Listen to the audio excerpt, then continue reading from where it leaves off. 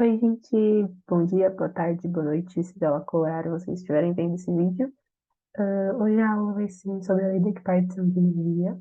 A gente vai aprofundar um pouco os conhecimentos que a gente tem sobre o modelo de gás ideal, já olhando uma visão mais tridimensional da coisa. Eu sei que é diferente. No ensino médio, geralmente a gente vê as coisas no máximo no movimento bidimensional, mas aqui a gente vai tentar aprofundar um pouco os conhecimentos, tentar se aproximar um pouco de um gás mais detalhado e um movimento cinético molecular mais desenvolvido. Primeiramente, eu queria fazer uma intertextualidade com um pouco de astronomia, porque aqui a gente vai ter que considerar o espaço isotrópico. Da mesma forma que, pelo princípio cosmológico, em larga escala, a gente tem que considerar o universo como homogêneo e isotrópico para a gente considerar as leis da física universais. A gente tem que aplicar um princípio cosmológico de que, em larga escala, o universo ele é homogêneo e isotrópico. Então, para que as coisas saem conforme o que a gente planeja, o que a gente estuda, isso precisa ser considerado nos estudos de cosmologia do universo em larga escala. Isso vai ser muito importante, porque a gente vai considerar agora um sistema muito pequeno, né? A gente não está em larga escala, a gente não está na escala do universo, a gente está num nível microscópico. Mas esse mesmo princípio de isotropia vai ser muito necessário. Então, já que isotrópico significa o mesmo em qualquer direção, então por que não aplicar isso nos nossos estudos de gás ideal? Aqui, quando a gente tenta olhar um pouco da energia cinética desse modelo, a gente vai perceber que a gente não pode mais considerar só um movimento unidimensional. A gente vai ter que considerar três eixos, que vão ser fundamentais. Mais para frente nos slides vão ter umas figuras para representar melhor para vocês, porque eu sei que é difícil a gente conseguir ter essa visualização no início. Quando a gente estudava a energia cinética de um corpo, a gente considerava um movimento unidimensional desse sistema. Agora, considerando os três eixos, né? Agora considerando que as moléculas elas podem subir e descer de um lado para o outro, então aí considerando um espaço de três dimensões, a gente vai perceber com a lei da equipartição de energia que cada um desses eixos x, y, z vai receber um terço de energia cinética. Essa quebra, essa consideração de que cada um desses eixos está recebendo a mesma quantidade de energia se chama equipartição de energia. Então, como vocês podem perceber aqui na tela, como um terço de energia cinética pode ser considerado em cada um dos eixos, a velocidade quadrática média vai ser igual a 3 vezes a velocidade quadrática no eixo x. Já que ela é igual tanto no eixo x, y, z, a gente pode considerar isso. Tendo um estudo mais aprofundado dessas colisões, a gente precisa considerar que olhar para essas colisões de forma microscópica é impossível se a gente não considerar as leis de Newton do movimento. Elas são super importantes, a gente vai ter que considerar que a energia é conservada, porque senão as contas ficam bem mais elaboradas, enfim, esse não é o foco nesse momento. Então, considerando que a energia cinética é antes é igual à energia depois, justamente para ver essa conservação de energia e os cálculos ficarem coerentes com o nosso modelo. A segunda lei de Newton vai afirmar que a variação do momento linear com respeito ao tempo é igual à força resultante que atua nesse sistema. Então, quando a gente decompõe esse movimento, a gente vai perceber que há sim essa conservação e que a força resultante vai ser igual a essa energia cinética média dividido pelo comprimento, né, do que a gente está considerando. Como, por exemplo, nessa figura a gente tem uma caixa e a gente tem que considerar esse movimento de ida e volta. A partir do momento que a gente tem uma colisão, a gente sabe que a gente vai ter tanto um movimento de ida quanto de volta. Então, esse espaço precisa ser considerado no nosso cálculo. A partir disso, a gente tem um estudo muito interessante. Mais para frente, no exercício, a gente vai falar sobre isso. Ah, já que a gente conhece, né, que a pressão é igual à força sobre a área, uma coisa que a gente vê bastante no ensino médio, a gente pode pegar as relações anteriores do gás ideal e tentar aplicar um pouco nisso. Nos cálculos, considerando as leis de Newton e as colisões elásticas que acontecem, a gente pode considerar que a pressão é igual a ρ sobre 3, multiplicada pela velocidade quadrática média. Eu coloquei um P ali porque eu não conseguia escrever com letras gregas no teclado, mas considerem que esse segundo P em minúsculo é a letra grega Rho, Ele é um pouco mais achatadinho e a gente considera ele nesse cálculo de pressão. E assim a gente vai ter várias aplicações que vão tornar o nosso modelo do gás ideal mais detalhado.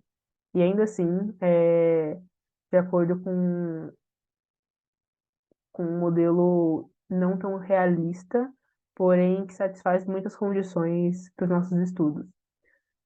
Então, como de acordo com os estudos do gás ideal PV igual a NRT, a gente agora pode considerar, ou a gente tem estudado sob pressão. Formalizando, a gente sabe que o teorema da equipartição de energia vai nos formalizar um pouco como é que ocorre essa variação da energia cinética nos três eixos, x, y, z. E aqui a gente vai considerar uma equipartição, literalmente, dessa energia em três. Então, em cada uma dessas direções, existe meio kT para cada direção em relação à energia cinética. Então, a energia cinética total vai ser V sobre 2 nkt. No caso, esse V seria uma outra letra grega chamada Ni, que a gente vai conversar um pouco daqui a pouco, que diz respeito aos graus de liberdade das moléculas. Então, o que isso significa, né? Eu falei que ia colocar aqui uma figura para ilustrar melhor como é que se trabalha com esses três eixos, né? Geralmente na faculdade a gente relaciona eles com a mão assim, para ficar um pouco mais tridimensional e a gente conseguir visualizar um pouco melhor. É possível atingir o zero Kelvin, sempre vai haver movimento de rotação, de translação, as propriedades da matéria nos dizem que o movimento ele é perpétuo, não tem como você deixar algo totalmente estático. E aqui a gente percebe que essas moléculas podem translacionar e rotacionar de várias formas. Se o nosso Ni for igual a 3, a gente vai ter um gás monoatômico, que tem translação nos três eixos, ou seja, aqueles eixos X, Y, Z que a gente viu, vão ser livres para que esse gás consiga translacionar neles todos. Se o nosso Ni for igual a 5, isso significa que um gás diatômico tem as três direções de translação e duas direções de rotação, porque, né, esses movimentos devem ser considerados na natureza. Se o Ni for igual a 6, um gás poliatômico com três direções de translação e três de rotação vai ser considerado. Pode tomar proporções bem mais complicadas, né? Aqui a gente está tentando ser um pouco mais conciso, mas esses valores precisam ser considerados nos nossos cálculos, porque cada um deles vai variar de acordo com o número de átomos, como eu falei anteriormente. E aqui eu trouxe um exercício para a gente pegar alguns conceitos, né? Deixa ser bem conceitual, retirado do livro Física 2 do Young e Friedman, que eu recomendo bastante. Ele vai falar um pouco das consequências dos conceitos que a gente estudou na aula de hoje, que eu acho bem importante. Ele diz assim: use os conceitos do modelo cinético molecular para explicar. A. Por que a pressão de um gás em um recipiente rígido aumenta à medida que se fornece calor ao gás? E B. Por que a pressão de um gás aumenta quando comprimimos, mesmo que sua temperatura não varie?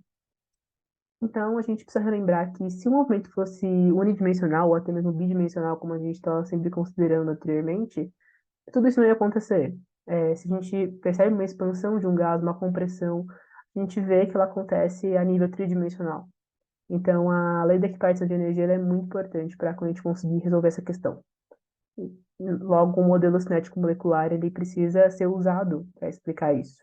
Então, por isso que ele traz esse enunciado. Como a gente tinha visto nos slides anteriores, a pressão é ρ dividido por 3, multiplicado pela velocidade quadrática média das moléculas. Então, como a gente tem essa equipartição, eu acho muito importante que a gente considere ela nesse exercício. Justamente, porque a pressão de um gás em um recipiente rígido aumenta à medida que se fornece calor ao gás? Porque ele vai estar crescendo nessas três dimensões. Essa pressão vai estar aumentando nessas três dimensões. Por isso que esse recipiente rígido vai aumentar em todas as suas dimensões, tridimensionalmente. E aqui no item B, a gente sabe que mesmo que a temperatura não varie, esse gás ele vai a pressão desse gás vai aumentar quando a gente comprimir ele, justamente porque a gente está fazendo isso em nível tridimensional. A gente está considerando os eixos x, y, z do modelo cinético molecular. Então, a pressão dela vai aumentar, justamente porque a gente está diminuindo o volume, então as colisões vão ficar mais aceleradas, vai haver um aumento da energia cinética, mesmo que a temperatura não varie. Gente, eu deixei aqui um meme meio engraçadinho, porque, como eu falei, quanto mais a gente detalhar o modelo do gás ideal para o modelo do gás real, as coisas vão ficando um pouco mais complicadas, mas nada que vocês não consigam quando vocês estudam tudo isso. Essa parte da matéria é muito interessante. Eu sei que pode ter grandes dificuldades, mas ela é bem legal e bons estudos para vocês. Até mais.